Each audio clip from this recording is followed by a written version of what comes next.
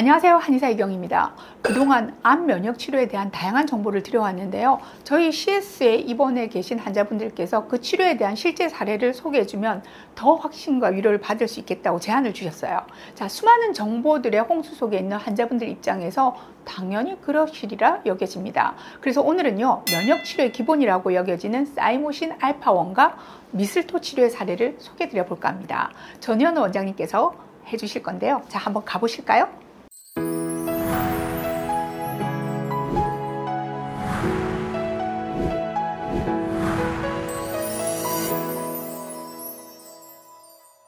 안녕하세요. CS 한방병원 전효연 원장입니다.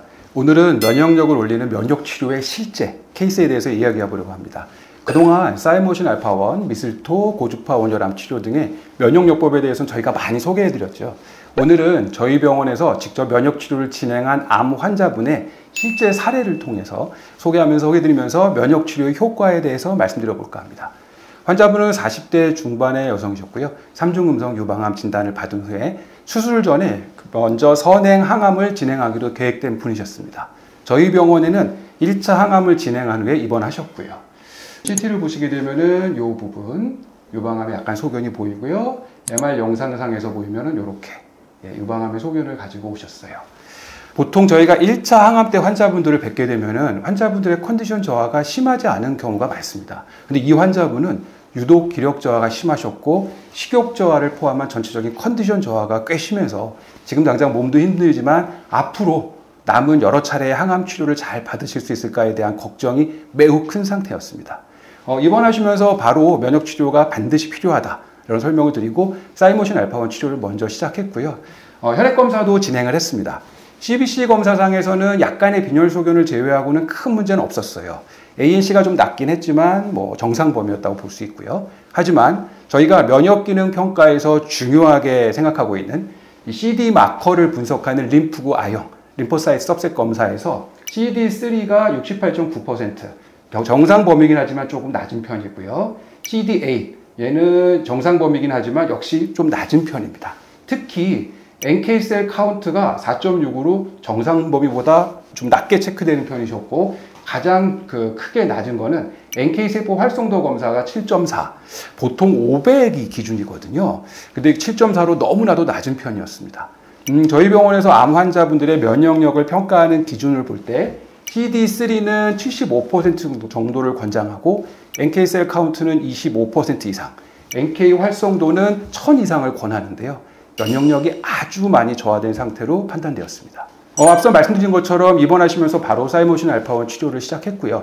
이후 이 검사를 참고하고 면역세포 비율과 면역세포의 활성도를 올리기 위해서 미슬토 치료를 함께 병행했습니다. 이 환자분 같으신 경우는 사이모신 알파 치료는 사이원주를 했고요. 미슬토 치료는 암노바로 진행을 했습니다. 기본 치료 스케줄은 사이원주는 치료를 주 2회, 암노바 치료를 주 3회 이렇게 진행했고요. 전에도 말씀드린 것처럼 암노바 치료는 면역 반응, 즉 알레르기 반응을 체크해 가면서 진행했습니다. 표준병원에서 진행되는 선행 항암 치료는 기본적으로 3주 간격으로 진행이 돼서 총 6차례가 진행이 됐습니다. 이 기간 동안에 저희 병원에서 입원 혹은 외래 이걸 통해서 앞서 말씀드린 스케줄 사이원주 2회, 그 다음에 암노바 3회 요거를 지속적으로 진행을 했습니다. 물론 기본적인 침 치료, 부항, 뜸 치료 같은 한의 치료를 함께 했고 이번 기간 동안에는 저희 병원 자랑이죠. 항암 식단을 중심으로 산책, 운동, 그리고 좋은 수면을 강조해서 종양 미세 환경을 조절하기 위한 노력을 지속했습니다. 물론 외래로 다니실 때도 아주 이걸 잘 하시라고 지속적으로 체크를 했고요. 그 결과 환자분은 6회의 선행 항암 치료를 큰 불편 없이 잘 견뎌내셨어요. 1차 항암 후 저희 병원에 처음 오셨을 때 과연 앞으로 남은 항암 치료를 잘 견뎌낼 수 있을지 매우 걱정하셨던 건데 그게 무색할 정도로 아주 잘 견뎌내셨습니다. 그리고 면역 기능에 대한 팔로우 검사를 시행했는데 매우 좋았습니다. 3개월 정도 지난 후에 다시 한번 시행한 면역 검사 2차 팔로우 검사 결과인데요. CD3는 68.9에서 76.5로, CD8은 15.0에서 29.9로, NK셀 카운트는 4.6에서 11.1로 2배 이상 증가하셨고 NK세포 활성도 검사야말로 7.4에서 1300, 1000 이상으로 매우 많이 증가한 걸 알 수 있습니다.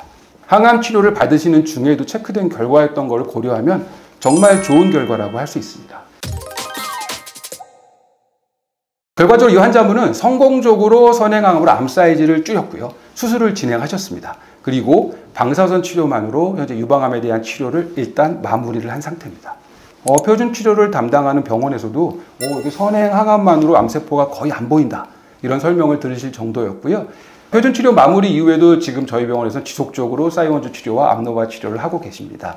유방암은 꼬리가 긴 암이기 때문에 지속적인 면역 치료가 필요하니까요. 지금까지 말씀드린 환자분의 경우를 보면서 강조하고 싶은 내용이 있습니다.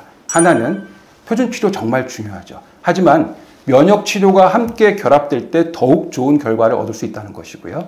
또 하나, 많은 분들이 표준 치료가 끝나고 나서 면역 치료를 할까? 이렇게 고민하시는 경우가 많은데요. 아닙니다. 바로 처음부터 시작하시는 것이 정말 중요하다는 점입니다. 오늘 말씀드린 사례가 지금도 암투병 중이신 분들께 도움과 희망의 메시지로 닿기를 바라고요. 끝으로 이 사례 소개를 허락해 주신 환자분께도 깊은 감사드립니다. 감사합니다.